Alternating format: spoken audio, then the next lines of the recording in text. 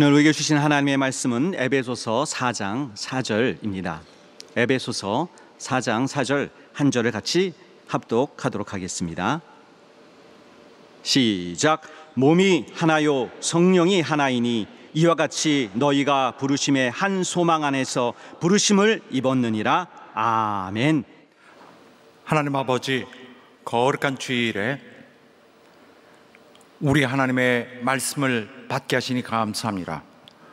종에게 하나님의 크신 권능을 부어주시고 또 주의 이름을 위하여 선포할 때 역사해 주시길 간절히 원하며 모든 성도들 속에 함께 계셔서 저들의 능력 있게 하여 주시옵소서. 예수 이름으로 기도하옵나이다. 아멘.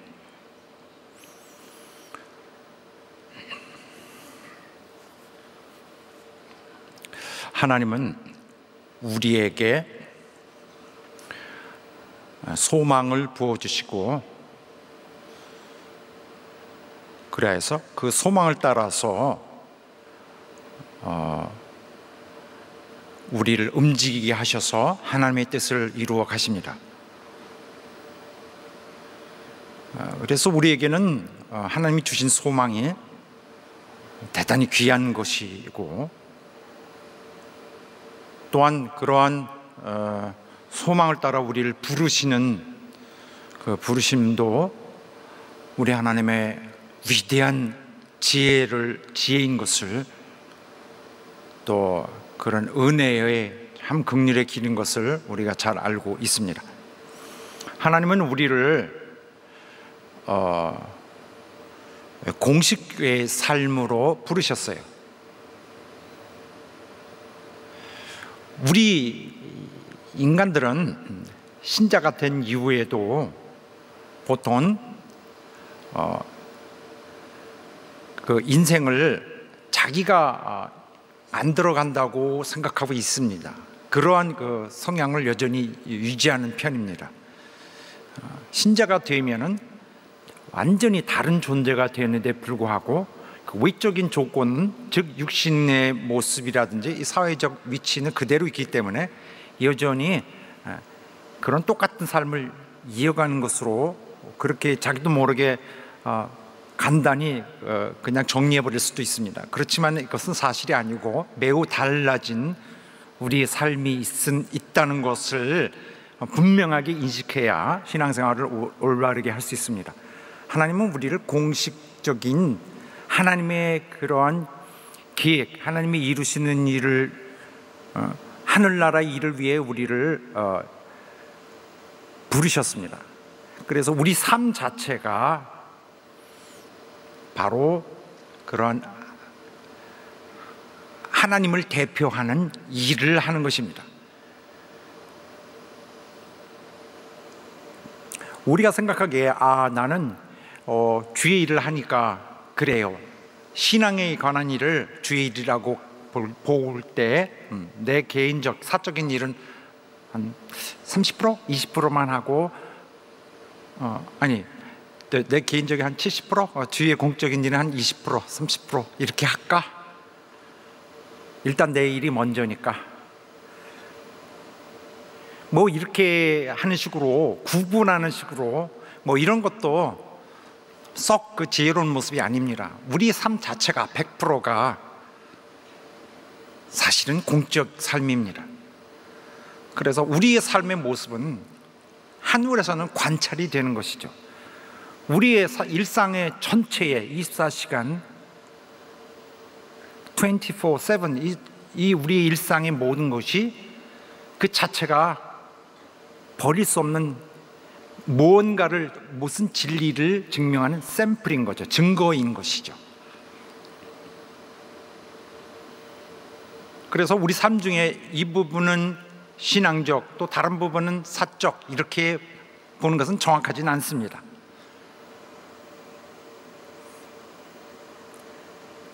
주의 일에 얼만큼 열심을 해야 되고 또 모든 거 다 하나님의 일만 할 수 없으니까 내 삶도 돌보자 하는 식으로 나누는 것보다는 일생이 또 우리 삶 전체가 그렇게 하나님 받으실 때에 조화가 되는 것인지 진정 드릴 만한 것인지를 먼저 잘 봐야 할 것입니다.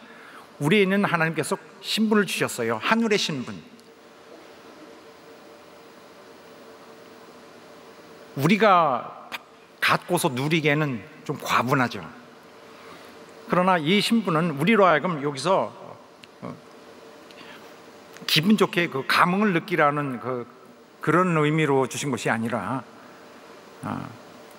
바로 그 신분은 공적 일을 하기에 필요하고 또 마땅한 그러한 자격을 말해주기 때문에 있는 것입니다.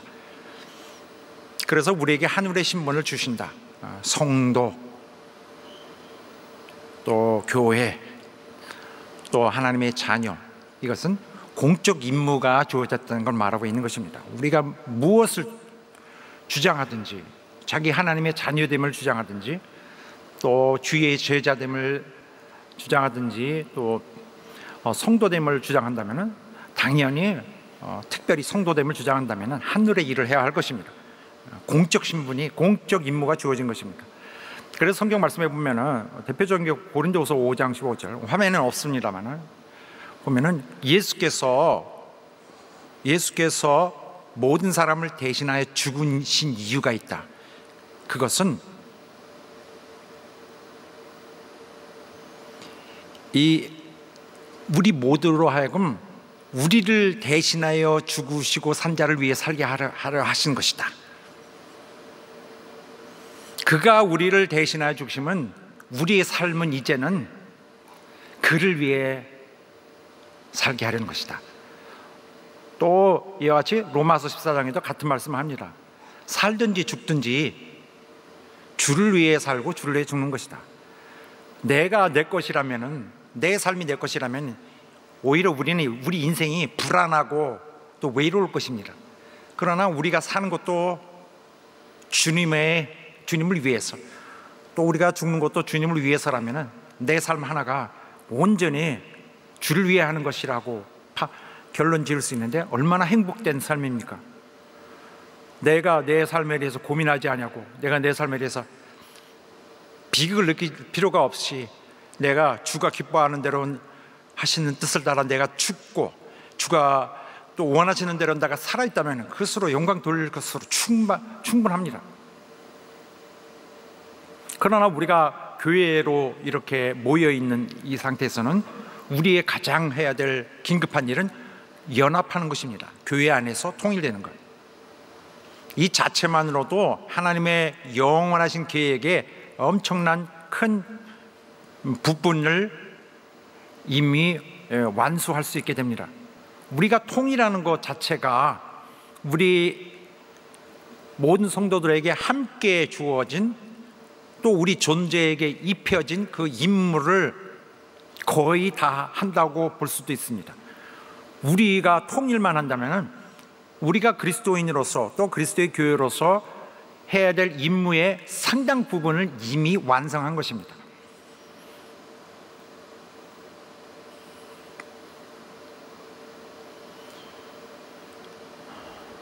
그래서 통일 자체가 쉽지는, 이 세상의 개념으로 쉽진 않지만은 교회는 하나가 된다는 것에 대해서 그 특별한 관심, 또 특별한 열정을 내야 할 필요 있습니다.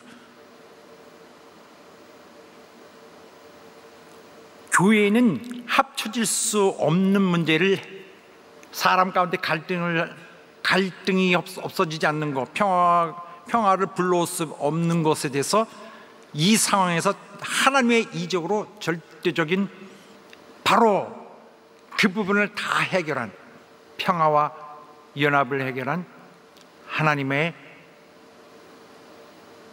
해법, 그의 해결법인데,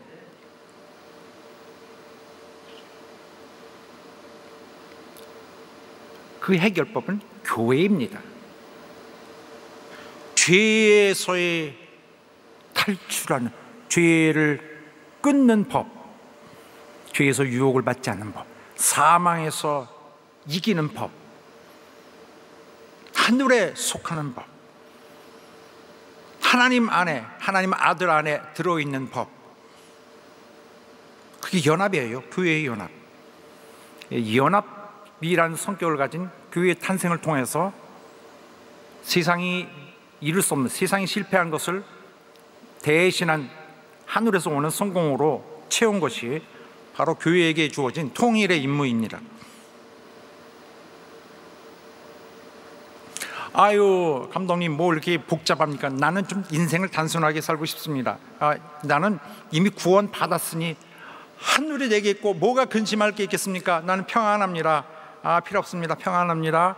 난 다 구원 받았으니 내 인생에서 해야 될 일이 무엇인가? 뭐 취미 활동하고 뭘 해야 될까? 이런 거를 생각하는지도 모릅니다만, 그것은 우리에게 주어진 우리 삶의 목적에 반대되는 일입니다.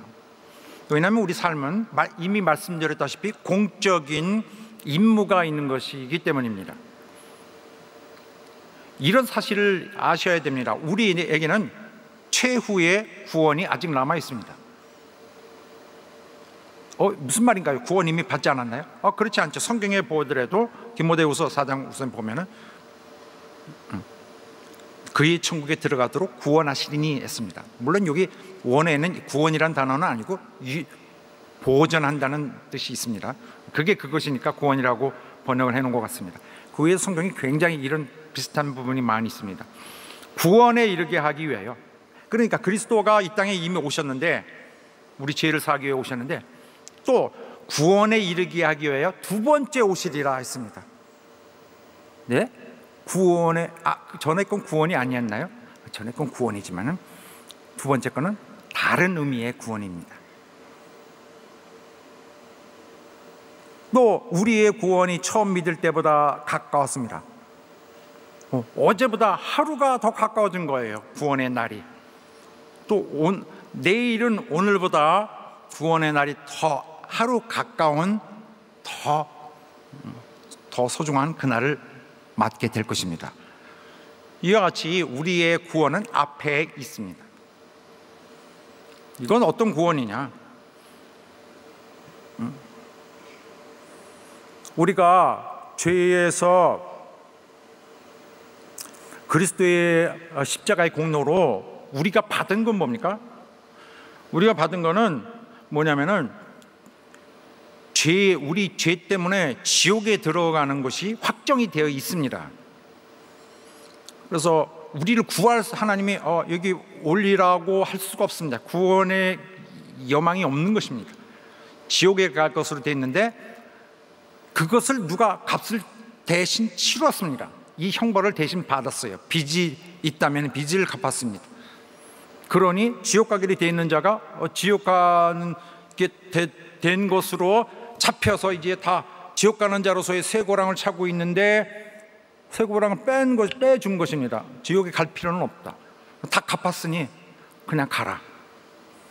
상황이요. 그래요? 그래도 나 이거 죄에 계속 있을래요? 하는 사람이 누가 있겠어요? 나 빠져나왔다.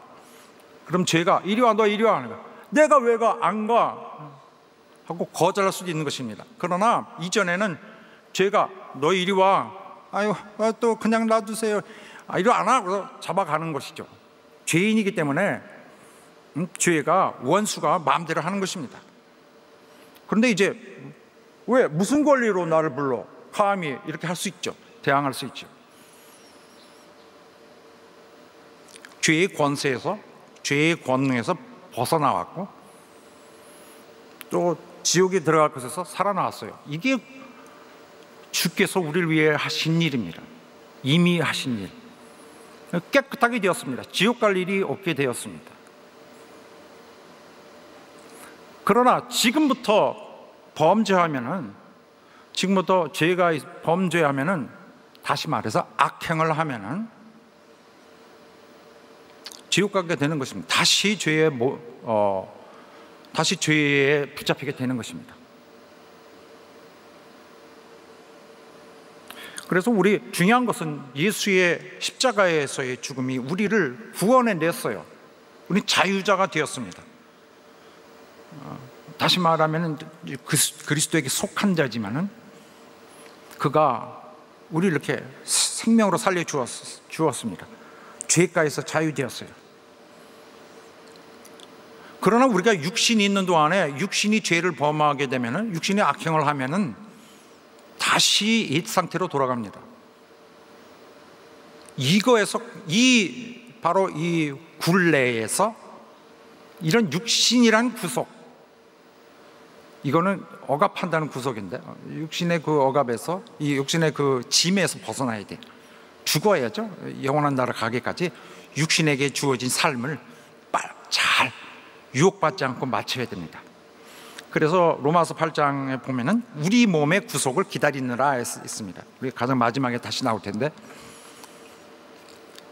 이렇게 우리의 영혼을 지키는, 악행에서 지키는, 죄악에서 지키는 우리 삶 자체가 우리에게는 큰 일을 한 것입니다. 우리의 본연의 임무에 관한 일입니다. 그래서 내 인생은 아무렇게나 하겠습니다 할 수 없는 것입니다. 주말에 또 주일에 주께 봉사할게요, 그러나 평소는 내가 알아서 하겠습니다 하는 것이 아니라, 내 인생 자체가 누구라는 이름, 또 누구라는 육신 안에 있는 나라는 그 자체가 내가 마음대로 할 수 없는 존재예요. 왜냐하면 이 존재는 영원전부터 이미, 창세전부터 이미 주가 그의 은혜대로 부르신 자이기 때문입니다. 내 인생 내 마음대로 하겠어요? 하나님이 창세전부터 당신을 부르셨는데 왜 당신 마음대로 하라고 합니까? 한편으로 우리는 주께서 나를 부르셨다니, 내 삶이, 내 중생되어 나타난 오늘 여기 있는데 삶은 복된 것이로다 능히 할 수 있습니다. 이 가치를 모르는 사람이 자기 인생을 망치고 자기 신앙의 삶을 망치지만은, 자기가 부르심을 알고 있는 그에게는 하나님이 그 배경이 있다는 것을 잊지 않게 될 것입니다. 그래서 교회에서도 바로 이걸 가르치고 있는 것입니다. 제가 하나님 말씀을 선포하는 것도 여러분들 영혼은 하나님 부르신 자다 라는 걸 계속 반복하여 일깨우고 있는 것입니다. 사람의 정신이 어떤 일을 습득하는데 매우 느린 면도 있기 때문에, 자꾸 망각하는 것이 있기 때문에 자꾸 가르치는 거예요. 하나님이 이 땅에 있는 인간들에게 가장 큰 일을 하신 것은 바로 죄인을 바꾸어 교회를 창조하신 일입니다. 죄인들을 성도로 만드신 일, 죄인들을 교회로 삼으신 일들이 굉장히 큰 일입니다. 오늘 내일 엊그저께 계획하신 일이 아닌 것이죠. 그것은 하나님의 이루시는 일의 궁극적인 것을 다 설명합니다. 우리를 구원하신 것은 맹목적인 일이 아니에요. 우리를 구원하신 것은 하나님이 이미 그들을 불러서 구원하신 것입니다. 구원이라는 실제적 사인으로 해서, 실제적 그 신호탄을 통해서 그 부르심을 밝혀내는 거예요. 너도 불렀다. 무슨 일에? 거룩한 임무에. 그 사람의 인생이 거룩한 것입니다. 하나님의 거룩한 목적을 위해서 이제 딱 시작이 됐어요. 열렸어요. 그 사람의 인생은 하나님이 인생이 쭉 지나가죠. 2024, 25, 26. 그에는 온 우주가 관찰하는 하나님 부르심의 결정체이기 때문입니다. 그래서 그 사람에게는 거룩한 생의 임무, 하나님은 그 사람이 거룩한, 그에게 주어진, 내가 부은 거룩한 생의 임무가 잘 이루어지게 되기를 바라고 계십니다. 그래서 그리스도의 날에 이르기까지 우리 모두가 열심을 합니다. 그리스도의 날은 우리 인생 마칠 때까지 안 올 가능성이 많이 있죠. 우리 인생의 마지막은 어차피 그리스도의 날과 마찬가지입니다. 그러나 그리스도의 날이라는 것이 있어요. 반드시 올 그날까지 우리를 보존하는 것 자체가 하나님으로서는 가장 중요한 그의 사역 중에 하나입니다. 지옥에서 꺼내온 것을, 생명을 부어 새 생명을 넣어주는 것을 지켜야 되는 그 일도 주님에게는 매우 긴장을 하며 가야 될 임무입니다. 그러면서도 인류에게 주신, 신자들에게 주신 가장 좋은, 가장 귀한 선물이기도 합니다. 불러주어서 인생을 살게 한 그는, 우리 인생은 당연히 단순히 이 세상에서 살다가 지나고 나면 이름 없이 영원히 잊혀질 그런 것이 아니라 영원히 기념될 주님의 기념물이기 때문에, 주님의 마음속에, 주님의 기쁨 속에 영원히 남을 그의 작품이기 때문에, 주님의 십자가에서 흘리신 그의 충만한 사랑의 그 눈물이, 그 아픔이, 그 피가 후회되지 않는 주님으로선 영원토록 기념할 바로 그 영혼들이 바로 그가 부르신 자들입니다. 그래서 우리의 거룩한 삶 자체가 하나님 앞에 소중한 일이고, 또 하나님의 그 일도, 하나님 하시는 일, 그 궁극적인 하나님의 이루시는 일이 있습니다. 그러나 그것이 우리의 마음에 원하는 것과 다르질 않아요. 결국은 같은 방향입니다. 하나님이 궁극적으로 이루시려는 온 하늘과 땅에 그가 무대로 삼고 하시는 일은 우리가 완전히 구원받아 주님께로 가는 일과 다르지 않은 거예요. 방향이 다르지 않아요. 거의 일치하죠. 그러므로 하나님이 우리를 통해서 불러서 하시는 일은 결국 우리가 최상으로 우리 스스로가 애써서 구했어야 할 내용인 것이죠. 자, 그리하여 우리를 부르신 하나님의 그러한 부르심이 헛되이 되지 아니하고, 하나님의 영원토록 영원 속에서 기획하셨던 일대로, 그가 기뻐하시는 대로 잘 이루어지게 되기를 예수 이름으로 축원합니다. 할렐루야. 오늘 본문의 말씀에 함께 보면은 에베소서 4장 1절부터 3절까지는 교회가 하나로 되라고 명하시는 주님의 명령의 말씀이 있고, 또 그러면 어떻게 하나가 되어야 할까요? 바로 성품적 자세로 하나가 되라. 구체적으로 그 어떤 성품인지를 명시해 주셨습니다. 그래서 겸손, 온유, 또 오래 참고, 또 포용하는 성품 자체를 어떻게 그런 일치를 도모해야 될지, 바탕이, 우리 성품적 바탕을, 가장 중요한 바탕, 어떤 인격인지를 가르쳐 주셨고, 오늘 4절부터는 왜 이런 우리에게 일치가 필요해야 되는지 그 이유를 알려주겠습니다. 성경이 그런 이유를 말하는 거예요. 왜 우리가 하나가 되어야 되는가. 자, 그래서 우리 본문의 말씀에 나오다시피 여기에서 우리가 볼 말씀은 오직 하나의 몸이 있다. 몸이 하나요, 성령이 하나이냐고 말씀이 시작합니다. 몸은, 여기서 가리키는 몸은 교회, 즉 주의 몸입니다. 그리스도의 신비로운 몸, 우주적인 굉장히 중요한 의미를 품고 있는 영적 교회입니다.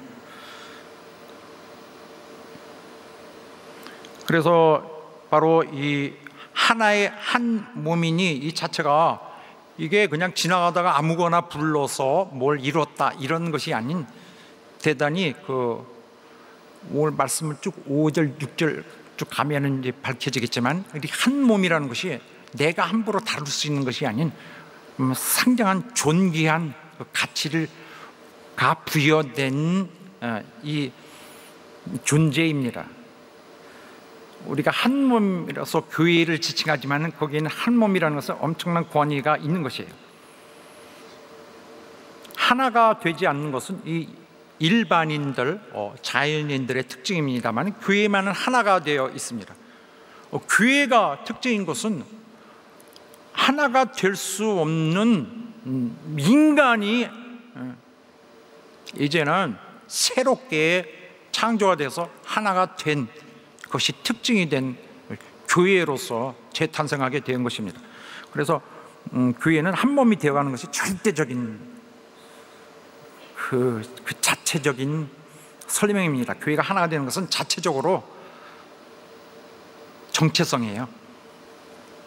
또 고린도전서에도 말씀하고 이질성 있는 두 개의 인류가 하나가 되는 것,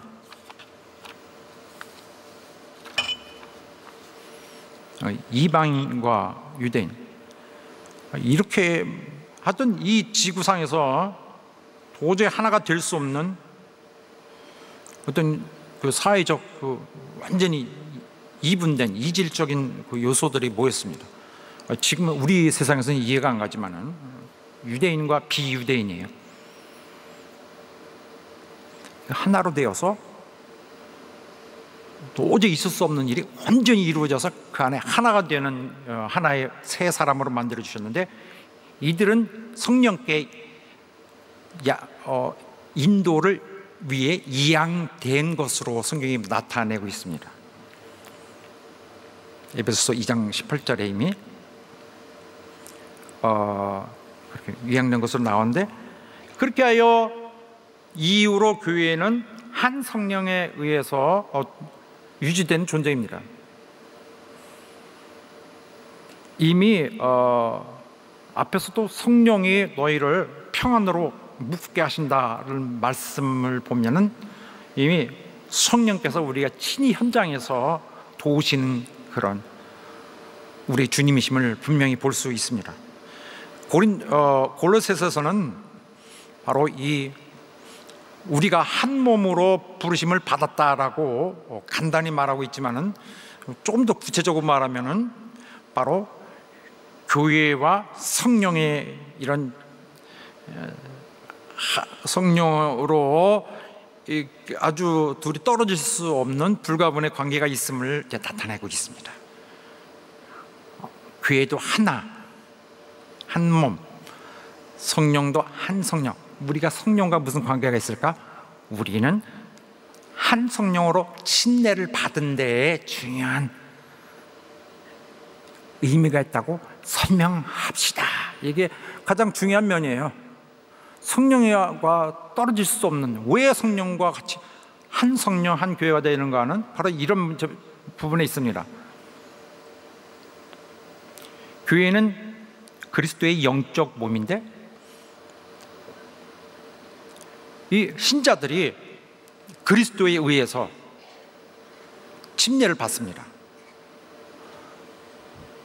무엇으로 받아요? 물로요? 아니, 성령으로. 먼저 성령으로 받습니다. 우리가 물속에 이렇게 들어가는 것처럼 성령으로 들어가는 거예요. 성령으로 부어주시는 거예요. 성령의 잠기입니다.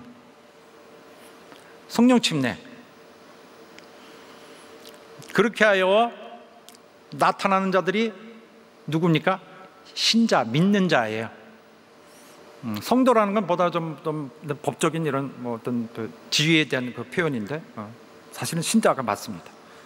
신자는, 믿는 자는 침례에 의해서.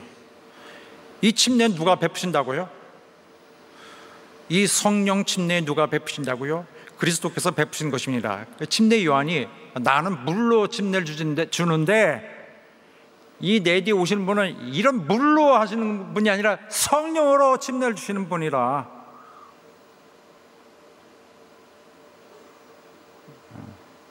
너희는 나를 무서워하지만은 나보다 훨씬 무서운 분이 계시다.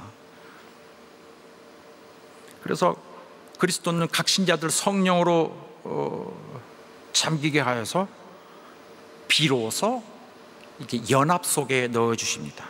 다른 신자들과 함께. 그러므로 사람이 침례라는 거 죽음과 같은 것인데, 죽으면은 사람이 이 내장 속에, 이 폐 속에 흙이 다 들어가겠죠. 다 흙이 되니까 죽으면. 근데 뭐 가정하기를 누가 물에 빠졌다고 합시다. 물에 빠져서 숨 쉬어버리면 폐 속에도 물이 들어갑니다. 다 물로 들어가는 거예요. 그러나 성령으로 잠겼다 하면 어떻게 됐습니까? 폐 속에 성령이 들어있는 거예요. 온 몸이. 이렇게 하여 다른 신자들과 함께 연합 속에 넣어주셨습니다. 교회에 있는 자들이 전부 성령 침례받은 자들이에요. 아닌 사람들도 있죠. 가짜 아닌 사람들도. 그러면 물 침례는 뭡니까? 사실 오늘 말씀 침례는 앞으로 오늘 말씀에도 있는데 오늘 당겨서 그냥 말씀드리는 것입니다. 물 침례는 뭔가요? 성령 침례에 대해서 하고 다른 것이다. 물 침례는 물로 받은 침례는 바로 이런 성령 침례에 대한 외적 표일 뿐이다. 바로 신자들이 나는 그리스도에게 속한 자요, 나는 그를 따라가는 자요라는 사회적인 공식적 그 선언인 것입니다. 사회적으로 세상 보시오, 나는 그리스도의 것이요, 나는 내 운명도 삶도 죽음도 내 것이 아닙니다. 나는 그리스도 무조건 따라갑니다. 나는 그리스도에게 속하여진 자입니다. 이거를 나타내는 거예요, 사회적으로.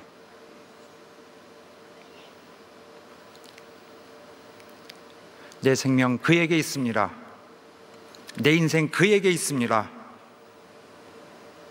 이것은 어떻게 되는 거냐면은 그리스도께서 죽으셨지만은 그 아버지의 영광으로 그리스도를 살리신 것처럼 우리도 침례로 같이 연합하고 지금 살아난 거는 영적으로 살아났어요.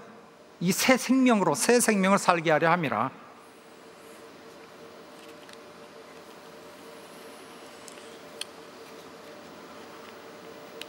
그래서 이 물침례는 그 자체가 영적인 이적적인 무슨 신비한 무슨 역할을 해내는 것은 아니고 이미 성령의 소유가 된 자, 이미 이 그리스도의 소유 안으로 들어간 자, 성령으로 침례받은 자들이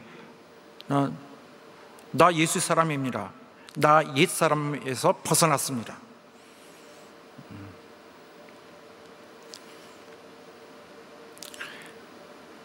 옛날 로마서 4세기에 그리스도인들이 해방되기 전까지 핍박받은 그 시절에는 침례받는 것은 사회적으로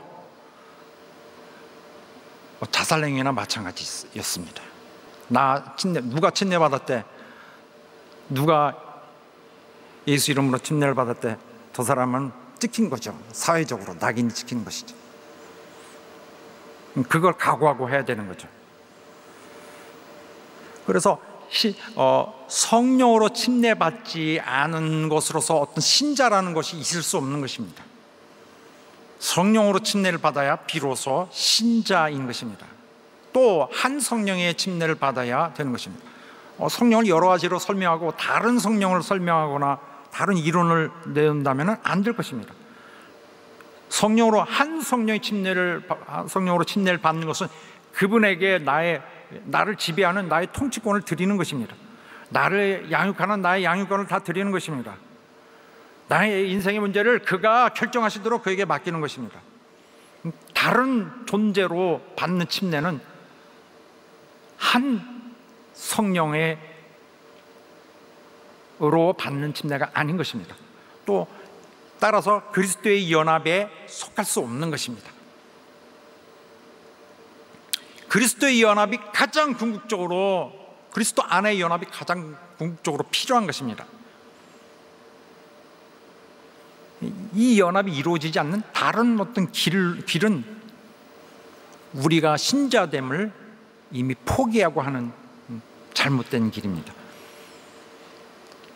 또 아까 그 고린도전서 12장 그 부분에서 한 성령을 마시게 하셨느니라 이렇게 또 나옵니다.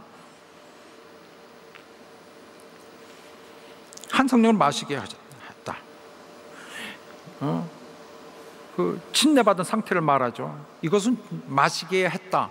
주님이 주도하신 일. 내가 하겠습니다, 말겠습니다, 내가 이걸 침례를 받겠습니다, 아닙니다가 아닌 거죠. 주님이 주도하시는 것입니다. 주께서 타당하다, 합당하다 하시면 주께서 이 일을 그가 이루시는 것입니다.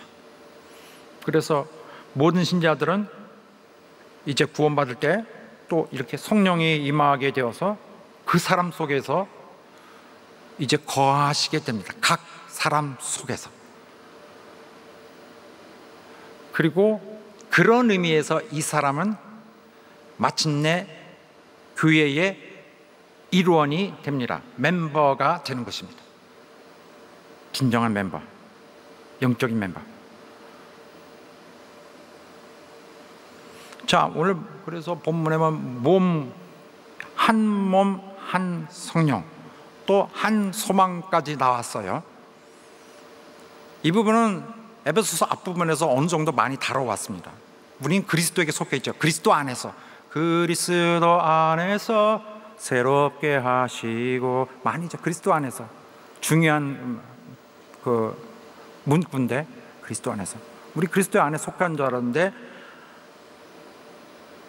그리스도 안에 속한 자는 성령의 일에 참여하게 되는 것입니다.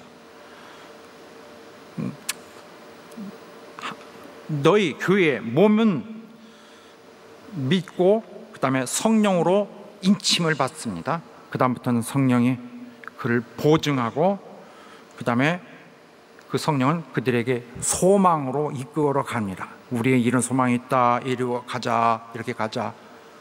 우리의 이런 목표가 있다. 약속의 성령이라고 했습니다. 물론 예수께서 약속하신 성령이기도 하고 앞으로의 일을 바라보고 달려가는 의미에서 성령입니다.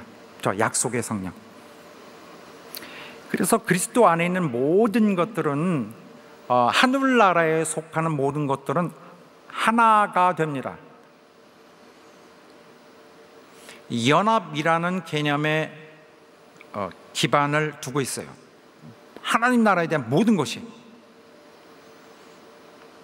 사실 오늘 4절, 5절, 6절에는 하나, 그러니까 원이라는 것이 7번이나 반복이 돼요. 하나, 시적으로 얘기하는 거, 시적으로. 몸이 하나요, 성령이 하나요, 침례가 하나요. 하나인 것이 뭔지 아시오? 하나가 되는 것이 우리는 침례가 하나요, 뭐가 하나요, 몸이 하나요, 성령이 하나요, 이렇게 마음을 토해내듯이 하나라는 모든 것이 하나일 수밖에 없는 걸 강조하고 있습니다. 왜 그렇게 다 하나가 되죠? 어떻게 다 일일이?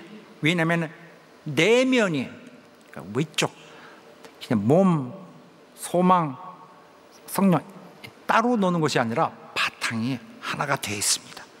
내면이 하나다, 영적인 하나됨으로 이미 다 준비가 된 것 때문에 외형적으로도 다 모든 부분에서 신자들이 다 하나가 되어 있다. 이미 이것은 성령의 하나가 되게 하심은 결국 신령한 모든 부분에서 다 하나가 되게 하는 결과로 이어졌다는 말입니다. 이 에베소서 4장 3절, 지난주에 이미 성령의 이렇게까지 역사하고 계시는 것을 이미 바탕에서, 우리 내면에서 우리를 모두 바탕에서 하나가 되도록 이미 하셨다는 걸 말하고 있습니다. 그래서 무슨 주제가 되었든 간에 몸, 성령, 소망, 주, 믿음, 침례, 하나님 아버지 모든 일에 대해서 다 달리 새롭게 다룰 필요가 없는 거예요. 다 하나가 되어 있는 상태죠. 여기에서 굳이 언급을 안 하더라도 이렇게 하나가 되는 현장에서의 주역은 성령이시죠.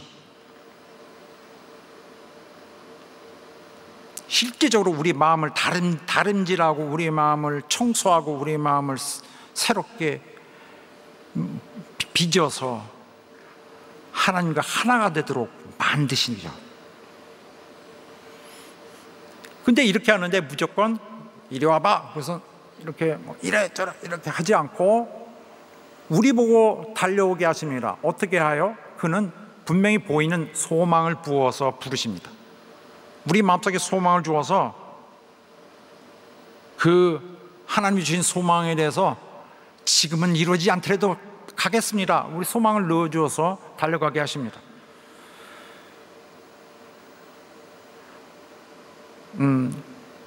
그렇게 해서 하는데 부르심의 진리라는 것, 부르심이라는 것이 매우 중요합니다.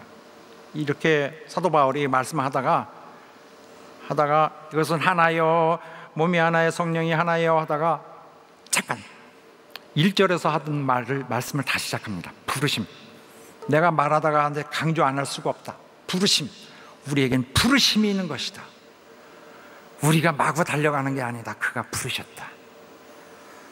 그래서 1절로 되돌아갑니다. 오늘 본문의 말씀이 있는 내용이 1절에도 이미 있었던 거예요. 부르심. 이것은 1장에도 있었어요. 부르심에 소망하느냐. 그가 부르실 때는 소망을 두고 부르시는 것이다.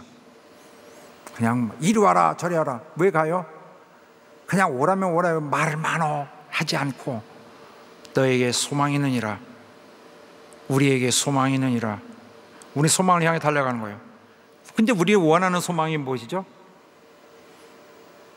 인간적으로는 나에게 좀 돈이 좀 탁 많아지고 뭐가 좀 삶이 좀 팍 풀어지고 좀 팍 승진하고 뭐가 좀 사업이 잘 되고 학교를 잘 들어가고 그런 소원 말고요. 뭐 그런 소원이라고 나쁜 것이 아니라 우선적으로 하나님의 소원. 또 그런데 우리 마음은 날 하나님 구원하여 주옵소서. 이게 하나님이랑 만나는 소원을 갖는다면은 하나님과 일치되어 있어서 참 좋겠죠. 어쨌든 그는 우리에게 마음의 소원을 불어줘서 하십니다. 그런데 이 점은 중요한 것은 옛날에는 소망이 없었던 자였습니다. 이 세상에서 말하는 그냥 I hope 이런 거 말고요. 인간이 이렇게 해서 이 적신으로 나와서 적신으로 가서 I hope 뭐 인간에 대해서 난 이런 소망이 있다. 뭐 자기 잘 되고 이러는 거겠죠. 그 소망 말고요. 하나님이 그렇게 좀 작디 작은 그런 소원을 넣는 것이 아니라 옛날에 예수 믿기 전에는 소망이 없었던 자다. 세상에서 아무도 소망을 가진 자가 없어. 그러나 그리스도 안에 있는 자에게 기대되는 소망이 있어. 그리스도 안에 있는 자, 그리스도인이만이 해낼 수 있는 저 소망의 성취, 이런 것들이 생기는 거죠. 부르심의 소망이 무엇이냐? 그리스도인들, 교회에 있는 성도들, 저들은 소망을 이룰 자들이에요. 소망을 갖고 있는 자들. 아무도 세상에서 그 소망을 갖고 있지 않아요. 이들만 갖고 있습니다. 그래서 이 소망은 사적인 것이 아니라 공동의 것입니다. 공적인 것이죠. 다시 말하면은 하나님이 최후에 이루어내실 마지막 하나님의 청사진의 마지막 장면이 무엇이냐? 바로 이 하나님의 그리시는 그림에 대해서 나도 공적 신분을 가진 것으로서 이루어 주시옵소서. 주여 이루어 주시옵소서. 소원하옵나이다. 공적 인간, 내가 하나님 공적 인간이 신자인 것입니다.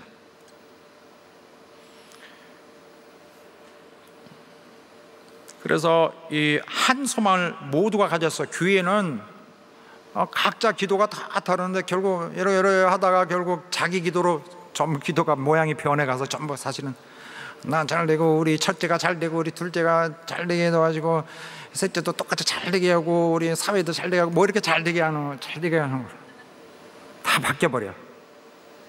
그러면은 그 자체가 악한 것이 아니라 그냥 할 수 당연히 하는 거죠. 다 가족을 위해서 해야 되고 살짝 연약해, 포부가 작아, 자기 공적 신분을 잊고 있는 것이죠. 하늘과 온 하늘에서 보고 있는데 나는 주여 주의 일을 이루어 주옵소서, 당신의 시간 안에 이루어 주옵소서, 주의 나라가 임하여 주옵소서, 나를 통하여 주의 일이 이루어 주시고 우리 교회 통하여 주의 일이 이루어 주시옵소서. 진정하는 거죠. 진정으로. 그런데 이 우리의 그 소원은 결국 어디까지 가냐면은 종말에까지 가요. 우리의 소원은 종말적인 것이에요. 더 쉬운 말로 마지막에는 일반적으로 우리의 소원은 내 영혼을 구원하여 주옵소서. 오늘 우리가 속량을 받았으나 내 육신이 다할 때까지 구원하옵소서. 그래서 교회 하나 됩시다. 이 목표를 또 지나서 우리의 부르심은 하나님의 온 우주적 성취에 대한 목표를 갖고 있는 거예요. 무슨 목표입니까? 이렇게 분명하게 나와 있어요. 에베소 1장 9절 이하에. 그 뜻의 비밀을 우리에게 알리셨으니, 다 같이 읽겠습니다. 시작.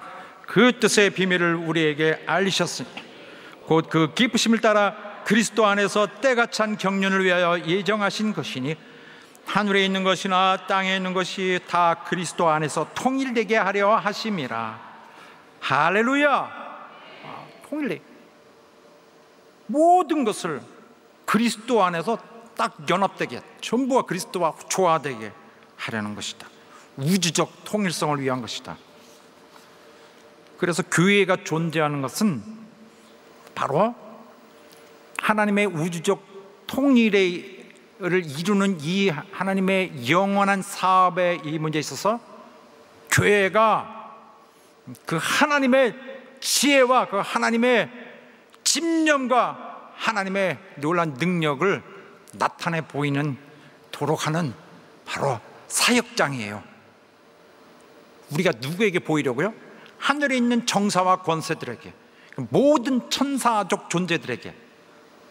이 세상은 인간들 아주 철없고 인간만 있는 것이 아니라 조금 더덥고 조금 좀 뭐랄까 좀 권위도 좀 작고 좀, 그런데 진짜 이걸 영향을 많이 주는 그 천사적 요소들이 많아요. 선한 천사들이 있고 하나님 편에 있는 또 악한 천사들도 있어요. 사단을 위해 일하고 있는 그들에게 교회는 하나님의 우주적 통일을 위한 우선 선수 작업이다. 교회가 등장하는 것은 뭘 의미하냐면은 이 악한 권세, 사단의 권세가 이제 망했다는 것을 말합니다. 그들의 운명은 이제 끝났다. 그들의 권세가 꺾였다. 그들은 희망이 없다.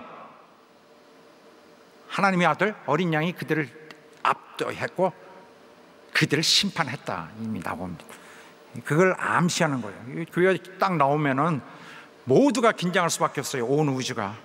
그래서 모든 것이 그리스도 안에서 연합되려고 하는 모양이구나라고 그 암시를 강하게 주는 것이 이 교회의 우뚝섬, 교회의 존재 자체입니다. 교회에 이게 나타났을 때, 교회가 있을 때 원수들이건 사단이건 뭐라고 하겠습니까? 예, 그리스도로 통일되려고 하는 저들, 이렇게 보죠.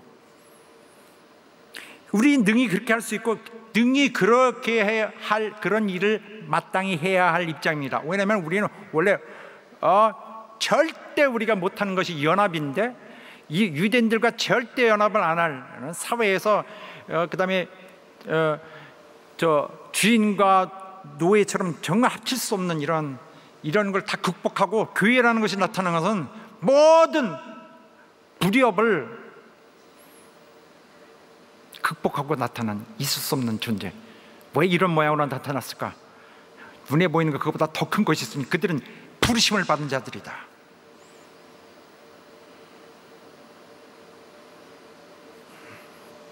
하늘을 놀래키고 하늘을 긴장하게 할 우리들입니다. 우리의 종말론적 구원이에요. 사실은 우리가 뭘 바라고 있습니까? 우리 입장에서 보면 이 소망, 한 소망, 우리 하나님의 일을 이루는 것이 소망이지만 우리는 또 이렇게 또 우리의 입장에서는 또 다 이것도 건전합니다. 우리를 구원하여 주옵소서. 마지막까지 구원하여 주옵소서. 우리 인생 어느 언제까지 갈지 모르지만은 날 구원하여 주옵소서. 최후에는 주님의 품에 가게 하여 주옵소서. 이거랑 하나님의 아들과 일치되는 우주의 가장 이 헤드쿼터가 되어서 온 우주의 통일을 유도할 것이다. 교회가 이거와 날 구원하여 주옵소서 똑같은 거예요. 방향이 똑같아. 하나님은 우리를 구원하려는 거예요. 우리를 구원하여서 구원한 자들이, 오직 그리스도로 구원받은 자들이 건강하고 하나가 된 모습으로 선사하려는 거예요. 변한 자들, 죄인을 의인으로 만들어 선사하려는 거예요. 나타내려는. 하나님의 목적과 우리의 마음의 소원이 똑같습니다. 최후에 구원하여 주옵소서.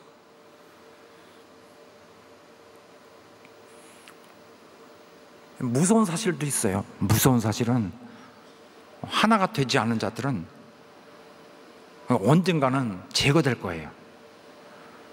언젠가는 이 땅에 하나님이 그가 관리하시는 곳에서는 일치하지 않는 자들, 거긴 다 제거될 것입니다. 어쨌든 하나님은 우리에게 소망을 주셔서 소망을 따르게 하십니다. 우리는 교회 안에서 소망을 갖고 있지만 세상에 그런 것이 어딨냐, 어디 있어, 내놔봐라. 우리의 마음에 이미 내놓아져 있죠. 우리의 정신에 놔져 있죠. 주님이 주신 그 말씀에 따라 우리의 기억 속에 남아있죠. 우리의 소망은 실제적인 것이고 우리 소망은 이 세상에 어떤 것보다 강력한 것이며 우리에게 주신 부르심으로 우리에게 주신 이 소망은 전 우주적 악의 존재를 완전히 멸해버리고 영원한 하나님 나라를 건설하는 데 최고의 강력한 일조를 하게 될 것입니다. 할렐루야.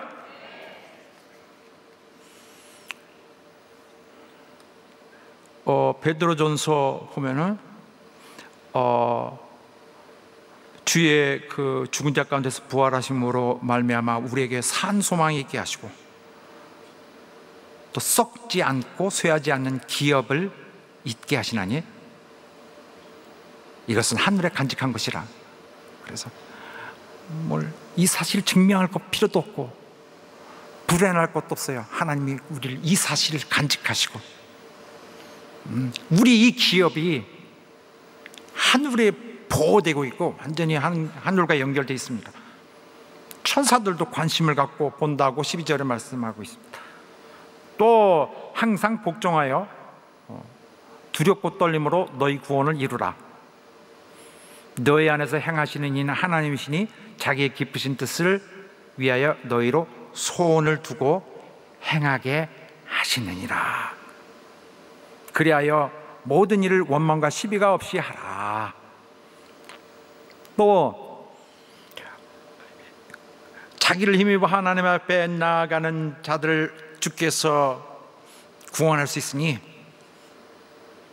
그는 순종하는 모든 자들을 위하여 계속 항상 살아서 간구하심이라 했습니다. 할렐루야. 예수께서 기도하셔서 나를 위해 기도하시고 여러분을 위해 기도하신 것입니다. 목사님, 세상 인생이 괴롭습니다. 인생이 외롭습니다. 아무도 나를 알아주지 않습니다. 아닙니다. 그리스도께서 당신을 위해 오늘도 주무시지 않고 오늘도 살아계셔서 기도하고 계십니다. 당신이 성공하도록, 당신의 공적 임무가 성공하도록, 당신의 소중한 삶이 주님의 공적 삶이니 당신의 삶이 성공하도록. 그래서 오늘 우리는 구속의 날을 향해 달려갑니다. 21절에 보면 우리 몸의 구속을 기다린다 했습니다.